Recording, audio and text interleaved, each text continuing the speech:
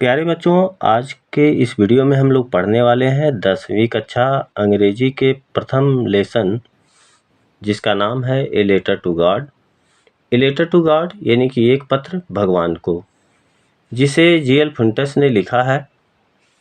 तो लेसन शुरू करने से पहले हम लोग जान लेते हैं about the author. About the author को पढ़ लेते हैं। अबाउट द ऑथर मीन्स लेखक के बारे में। The author of the story, इस कहानी के लेखक। कौन सी कहानी? ए लेटर टू गॉड, एक पत्र भगवान को, जो कहानी का शीर्षक है।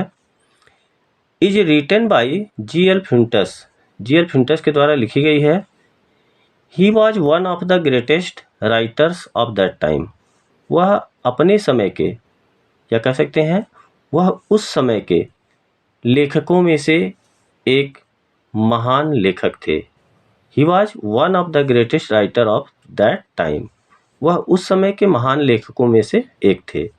He was a Mexican poet, he was a Mexican poet, वह एक मैक्सिकन कवि थे। मैक्सिकन यानी कि मैक्सिको एक देश है, वहाँ के निवासियों को मैक्सिकन कहा जाता है। तो he was a Mexican poet, वह एक मैक्सिकन कवि थे।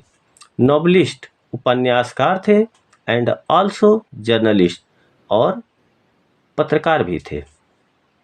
The story revolves around the idea of having unquestionable faith in God, यह कहानी ईश्वर की अप्रश्नीय आस्था के विचारों के आसपास घूमती है। अनक्वेश्चनेबल मतलब कि जिस पर कोई प्रश्न न किया जा सके। एक ऐसी आस्था थी ईश्वर में जिस पर कोई प्रश्न न किया जा सके, उन्हीं विचारों के आसपास यह कहानी घूमती है। आगे बढ़ने से पहले देखते हैं अबाउट द लेसन, पाठ के बारे में। यह पाठ किस विषय पर लिखा गया है, इसके बारे में जान लेते हैं। द स्टोरी, कहानी, ए लेटर टू गॉड, यह कहानी a letter to God by G L. Fuentes, किसके द्वारा लिखी गई? जी.एल. फुंटस के द्वारा।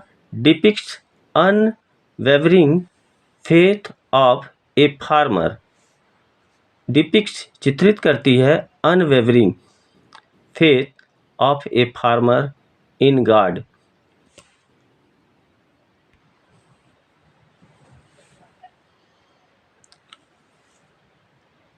GL. Fuentes depicts unwavering faith of a farmer in God. G L. Fuentes एक किसान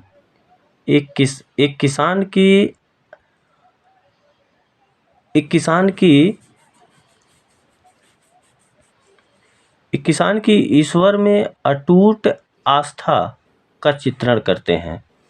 जी.एल. फुंटस एक किसान की ईश्वर में अटूट आस्था का चित्रण करते हैं। इट बिगिंस, यह शुरू होता है विथ ए फार्मर, एक किसान के साथ, नेम्ड लैंचो, जिसका नाम था लैंचो। एक्सपेक्टिंग फॉर ए रेन, लैंचो क्या करता है? लैंचो एक्सपेक्टिंग, आशा करता है, फॉर ए रेन शावर, हल्की बरसात का।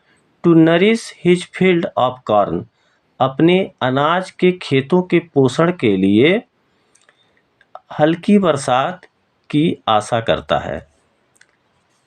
ही इज कॉन्फिडेंट, उसे विश्वास है, that his harvest is going to yield his huge profit. He is confident, उसे विश्वास है, दैट कि his harvest is going to yield his huge profit, कि उसकी फसल उसे अच्छा लाभ देगी। Just like it does every year, जैसा कि हर वर्ष देती है। अर्थात लैंचो को पूरा विश्वास था कि उसकी फसल हर वर्ष की तरह इस वर्ष भी अच्छा लाभ देगी। तो प्यारे बच्चों, आगे बढ़ते हैं, देखते हैं द टेक्स्ट में अनुवाद सहित दिया हुआ है, लेकिन हम लोग आगे बढ़ते हैं। बिफोर यू रीड, पढ़ने से पहले, बिफोर यू रीड, पढ़ने से पहले। दे से फेथ कैन मूव माउंटेन्स, वे कहते हैं, अर्थात लोग कहते हैं, फेथ कैन मूव माउंटेन्स, आस्था पर्वत को हिला सकती है। आस्था पर्वत को हिला सकती है, आस्था पर्वतों को भी हिला सकती है। But what should we put our faith in, but what should we put our faith in, लेकिन हमें किस चीज़ में विश्वास रखना चाहिए? लेकिन हमें किस चीज़ में विश्वास रखना चाहिए? दिस इज द क्वेश्चन, यह प्रश्न है, दिस स्टोरी, इस कहानी का, डेलिकेटली पॉजेज, इस कहानी में इसी प्रश्न का उत्तर जो है बड़े अच्छे ढंग से दिया गया है। Lencho is a farmer, Lencho एक किसान है, who writes a letter to God, जो भगवान को एक पत्र लिखता है। Lencho is a farmer, Lencho एक किसान है, हु राइट्स जो लिखता है, ए लेटर एक पत्र, टू गॉड भगवान को। लेंचो एक किसान है जो भगवान को एक पत्र लिखता है। कब लिखता है? When his crops are ruined, जब उसकी फसल बर्बाद हो जाती है, जब उसकी फसल बर्बाद हो जाती है तो भगवान को एक पत्र लिखता है। आस्किंग फॉर 100 पेसेस, और भगवान से वह 100 पेसेस की मदद मांगता है।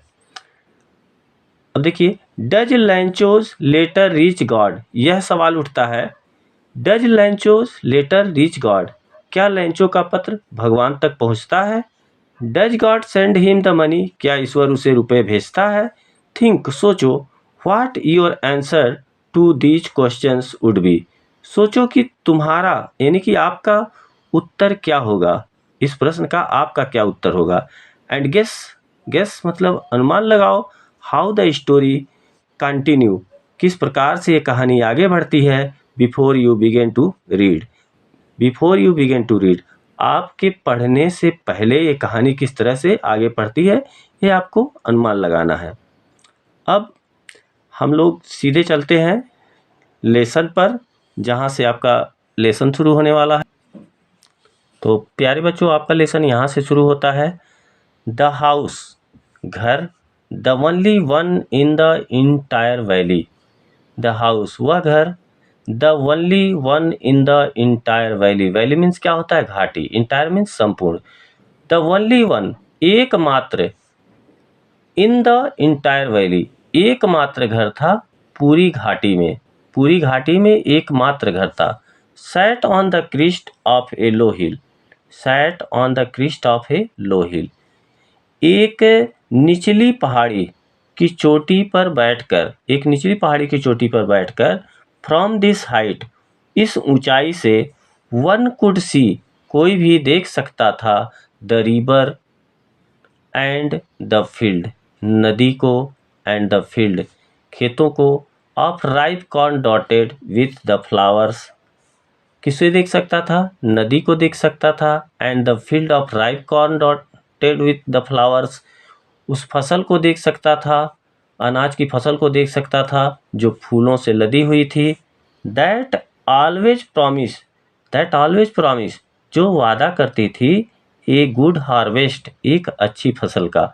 तो कहने का मतलब है कि जो जिस पहाड़ की चोटी की बात हो रही है, उस पहाड़ी की चोटी पर बैठ करके कोई भी देख सकता था, नदी को देख सकता था, अनाज के खेतों को देख सकता था, विद द फ्लावर्स, जो फूलों से लदी हुई थे। दैट ऑलवेज प्रॉमिस, जो हमेशा वादा करते थे, ए गुड हार्वेस्ट, एक अच्छी फसल का हमेशा से वादा करते थे। द ओनली थिंग, एकमात्र चीज, द अर्थ नीडेड, एकमात्र चीज की पृथ्वी को जरूरत थी या खेतों की भूमि को जरूरत थी, was a downpour, was a downpour, ये मूसलाधार बारिश, और या एटलीस्ट ए शावर, या कम से कम हल्की बौछार की जरूरत थी। Through out the morning Lencho, through out the morning Lencho, Lencho ने सुबह से, लेंचो सुबह से, who knew his field intimately, जो अपने खेतों को इंटीमेटली मतलब अच्छी तरह से जानता था, जो अपने खेतों को अच्छी तरह से जानता था, हैड नथिंग, हैड नथिंग, कुछ भी नहीं किया था, else but see the sky, सिवा आकाश को देखने के अलावा उसने सुबह से कुछ भी नहीं किया था। किसकी ओर देखने के? टूवर्ड्स स्काई, टूवर्ड्स आकाश की ओर, द नॉर्थ ईस्ट, आकाश की ओर, उत्तर पूरब की ओर देखने के सिवा लेंचो ने कुछ नहीं किया था। आ जाइए अगले पैसेज पर। नाउ, अब, we are really getting to get some water woman, अब हमें, now we are really getting to get some water woman, अब हमें वास्तव में कुछ पानी प्राप्त होगा। जो औरत है उससे लेंचो कहता है, लेंचो औरत से कहता है कि अब हमें वास्तव में कुछ पानी प्राप्त होगा, हमें वास्तव में कुछ पानी मिलेगा। द ओमेन, वह औरत, who was preparing supper, the woman who was preparing supper, वह औरत जो खाना पका रही थी, भोजन पका रही थी, रिप्लाइड, उत्तर देती है, यस, हाँ, गॉड विलिंग, जैसी भगवान की इच्छा। विलिंग मीन्स इच्छा। द ओल्डर बॉयज, बड़े बच्चे, they are working in the field, जो बड़े बच्चे थे, बड़े लड़के थे, they are working in the field, वो खेतों में काम कर रहे थे। वाइल, जबकि द स्मॉलर, जो छोटे थे, वंस, जो छोटे बच्चे थे, वे आर प्लेइंग, खेल रहे थे, नियर द हाउस, घर के पास। अर्थात the older boys were working in the field, बड़े लड़के खेतों में काम कर रहे थे, वाइल द स्मॉलर वन, जबकि छोटे लड़के they are playing near the house, घर के पास खेल रहे थे। Until the woman called to them all, तभी औरत उन सभी को बुलाती है, कम फॉर डिनर, भोजन के लिए आ जाओ। It was during the meal, it was during the meal, भोजन करने के दौरान, that just as Lencho had predicted, तभी लेंचो ने भविष्यवाणी की, big drops of rain began to fall, वर्षा की बड़ी बूंदें, बिग ड्रॉप्स ऑफ रेन मतलब वर्षा की बड़ी बूंदें, बिगेन टू फॉल, गिरनी शुरू हो गई हैं। इन द नॉर्थ ईस्ट, उत्तर पूरब की ओर, huge mountains of cloud, huge mountains of clouds, बड़े पर्वतों के समान बादल, कुड बी सीन अप्रोचिंग। फिर से देखते हैं, इन द नॉर्थ ईस्ट, उत्तर पूरब की ओर, ह्यूज माउंटेन्स ऑफ क्लाउड, विशाल पर्वतों के समान बादल, कुड बी सीन अप्रोचिंग, आते हुए देखे जा सकते थे। द एयर वॉज फ्रेश, हवा ताजी थी, एंड स्वीट, और मीठी थी या कह सकते हैं मधुर थी। The man went out for no other reason than to have the pleasure of feeling the rain on his body.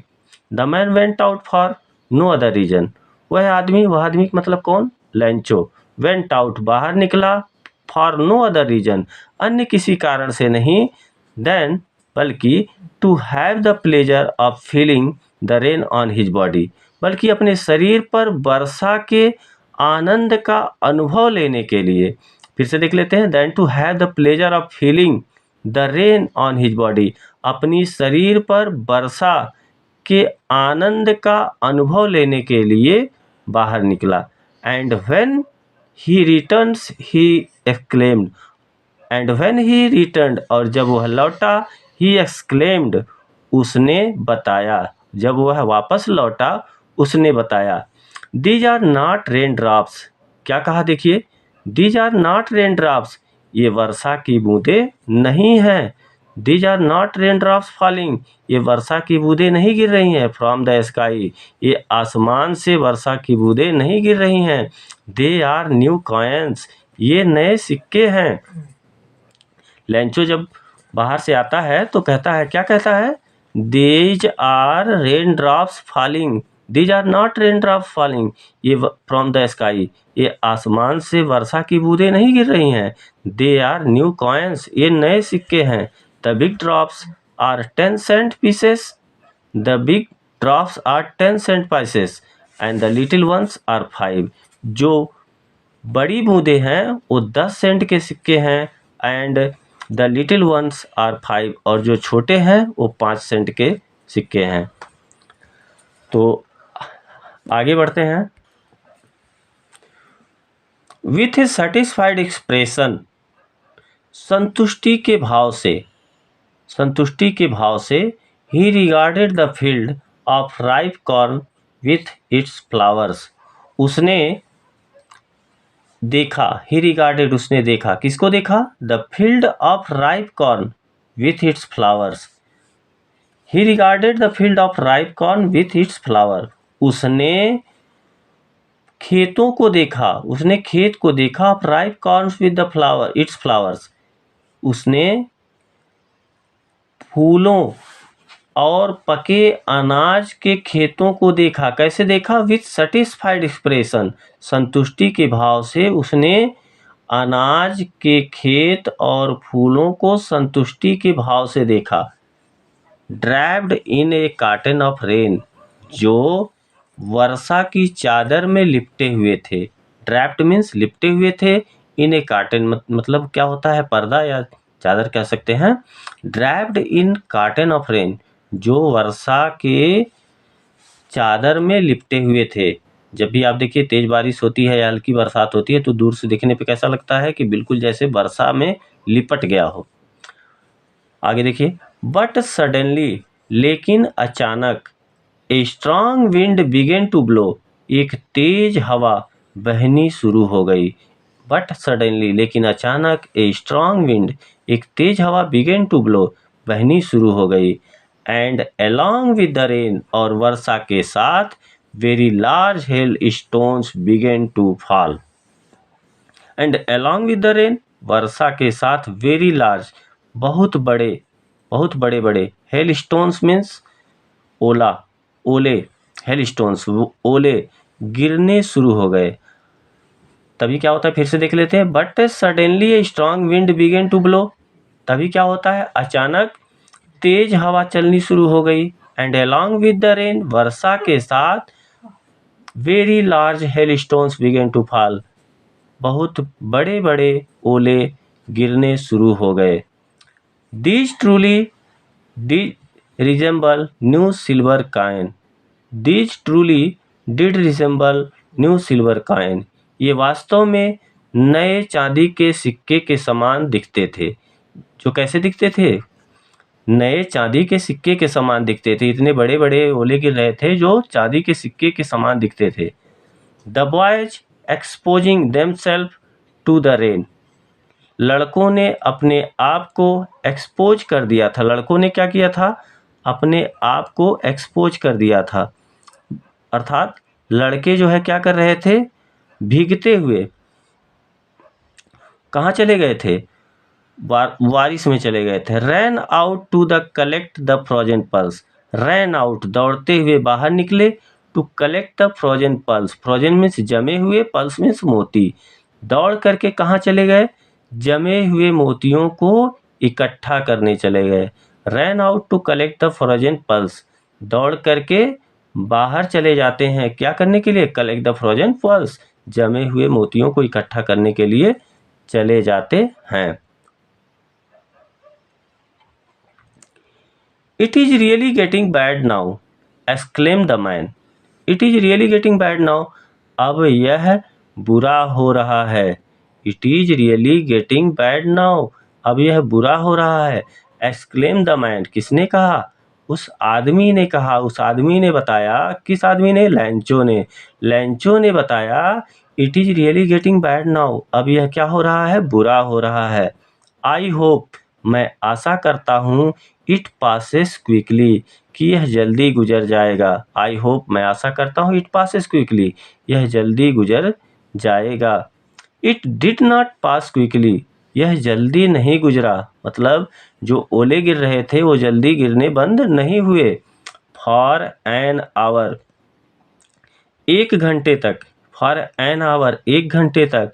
The hell rained on the house, ओले एक घंटे तक बरसे। कहाँ बरसे? ऑन द हाउस, घर पर। द गार्डन, बागीचे में। द हिल साइड, पहाड़ी क्षेत्र में। द कॉर्नफील्ड, अनाज के खेतों में। ऑन द होल वैली, पूरी घाटी में। यानी कि जो ओले गिरे, एक घंटे तक ओले गिरे। कहाँ कहाँ गिरे ओले? हाउस यानी कि लैंचो के घर पर। द गार्डन, बगीचे में। द हिल साइड, पहाड़ की तलहटी में। द कॉर्नफील्ड, अनाज के खेत में। ऑन द होल वैली, संपूर्ण घाटी में। The field was white as if covered with salt, the field was white, खेत सफ़ेद हो गया था। द फील्ड वाज व्हाइट, खेत सफ़ेद हो गया था। As if covered with salt, मानो इसे नमक से ढक दिया गया हो। इतने ओले गिरे थे कि जो लैंचो का खेत था अनाज वाला, वो पूरी तरह से जैसे उसे ऐसा लग रहा था कि जैसे उसे नमक से ढक दिया गया हो।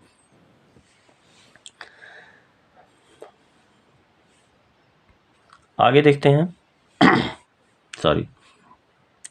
Not a leaf remain on the trees, not a leaf, एक भी पत्ता, रिमेंड रह गया था, ऑन द ट्रीज, पेड़ों पर, अर्थात पेड़ों पर एक भी पत्ता नहीं रह गया था। ओले इतने अधिक गिरे थे कि पेड़ों पर एक भी पत्ते नहीं रह गए थे। The corn was totally destroyed, the corn, अनाज, द कॉर्न मीन्स अनाज, वॉज टोटली डिस्ट्रॉयड, पूरी तरह से नष्ट हो गया था। लैंचो के खेतों का जो अनाज था वो पूरी तरह से नष्ट हो गया था। द फ्लावर्स वेयर गॉन, फूल जा चुके थे, फ्रॉम द प्लांट्स, पौधों से, अर्थात पौधों में जो फूल लगे हुए थे वो पौधों से गिर चुके थे। Lencho soul was filled with sadness, Lencho soul, Lencho की आत्मा, वाज फिल्ड, भर गई थी, विथ सैडनेस, दुख से, लैंचो की आत्मा दुख से भर गई थी। When the storm had passed, जब तूफान, स्टॉर्म मीन्स क्या होता है? तूफान। पास्ट मीन्स गुजर गया। When the storm had passed, जब तूफान गुजर गया, he stood in the middle of the field, he stood, वह खड़ा हुआ, in the middle of the field, in the middle of the field means खेत के बीच में। जब तूफान गुजर गया, he stood in the middle of the field, वह खेत के बीच में खड़ा हुआ, and said to his sons, और अपने बेटों से कहा। क्या कहता है? A plague of locusts would have left more than this, plague of locusts मतलब टिड्डियों का झुंड।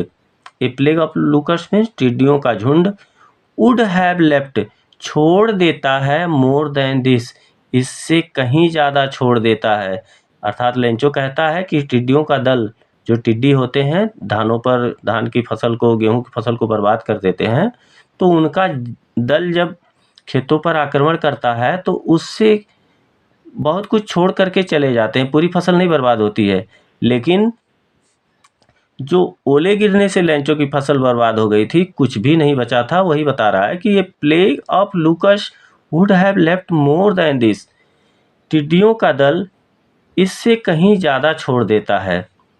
The hell has left nothing, the hell has left nothing, the hell, hello means Ola, has left nothing, नहीं छोड़ा, अर्थात ओले ने कुछ भी नहीं छोड़ा, ओले ने कुछ भी नहीं छोड़ा। This year we will have no corn, this year, इस वर्ष, we will have no corn, हमारे पास अनाज नहीं होंगे, अर्थात इस वर्ष हमारे पास अनाज नहीं होगा।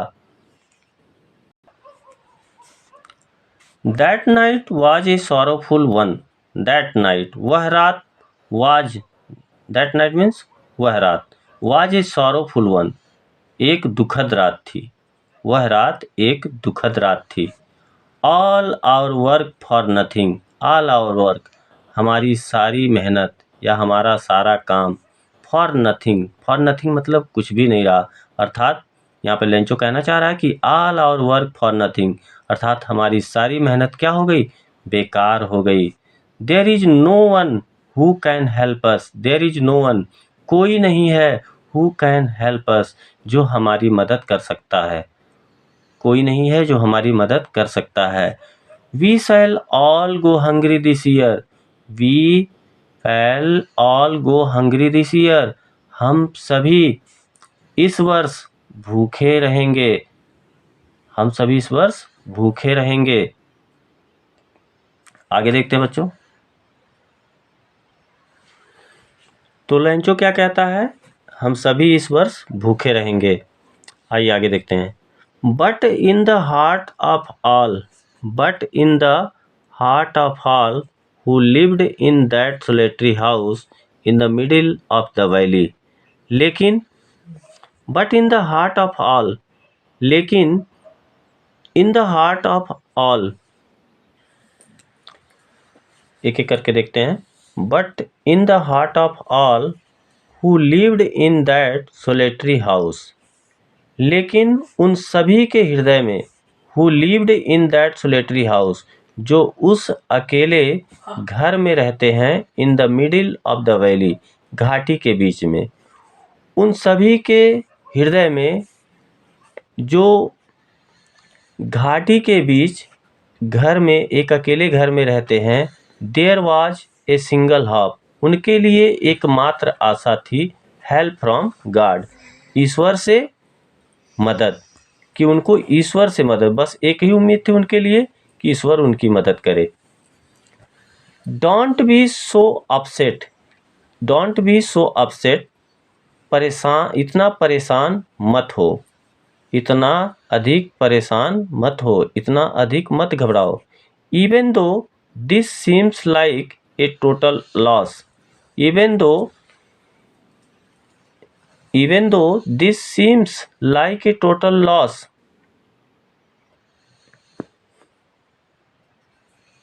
भले ही, इवन दो, भले ही, दिस सीम्स, यह प्रतीत होता है, लाइक ए टोटल लॉस, कि सब कुछ चला गया, भले ही ऐसा प्रतीत होता है कि सब कुछ चला गया, सब कुछ मेरा नुकसान हो गया।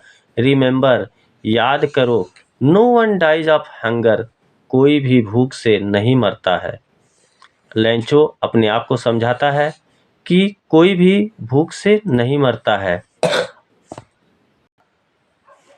That is what they say, no one dies of hunger, that is what they say, यही सब लोग कहते हैं। क्या कहते हैं? No one dies of hunger, कोई भी भूख से नहीं मरता है। सब लोग कहते हैं ना कि कोई भी भूख से नहीं मरता है, वही बात लैंचो भी सोचता है।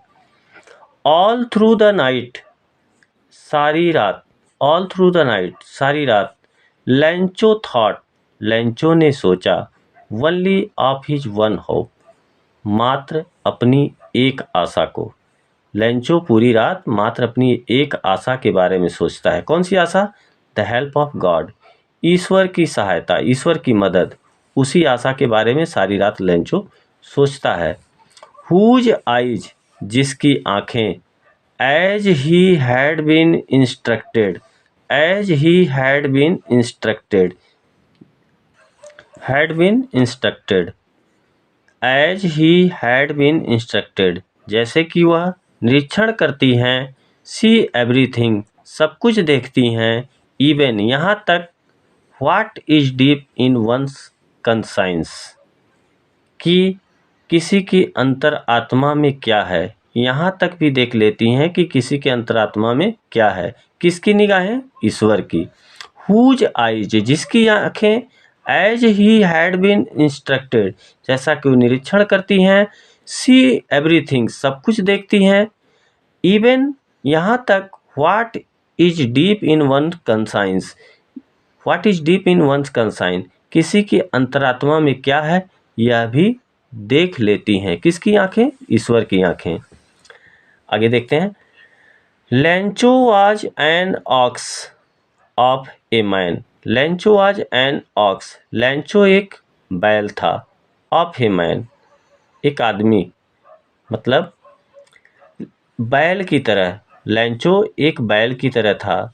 यहाँ पे लैंचो बैल नहीं है, मतलब वो एक बैल की तरह मेहनत करता था, इसलिए उसको बैल से संबोधित किया गया। जिस प्रकार से खेतों में बैल मेहनत करते हैं ना, उस हिसाब से उसी तरह से बताया गया है कि लैंचो एक बैल की तरह मेहनत करता था, अर्थात बहुत परिश्रम करता था।